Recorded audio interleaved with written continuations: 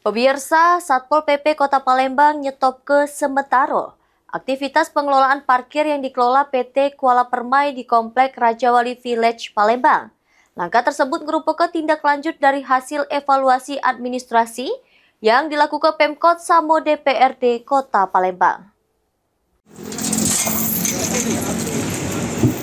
Petugas Satpol PP Kota Palembang yang didampingi sejumlah instansi terkait melakukan penutupan akses masuk area parkir dengan memasang rantai pada pos penjagaan sebagai tanda penyetopan sementara operasional.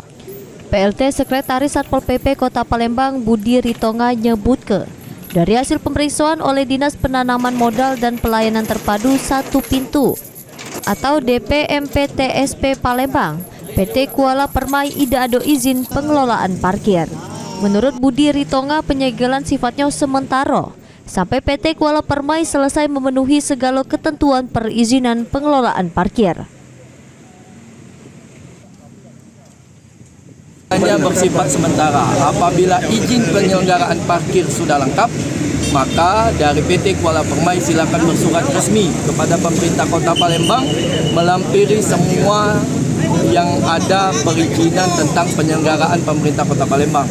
Melalui Satpol PP Kota Palembang akan kami rapatkan kembali apa perintah dari pimpinan, apakah dibuka atau tidak. Kita menunggu itikat baik dari PT Kuala Permai. Enggak, waktunya berapa lama?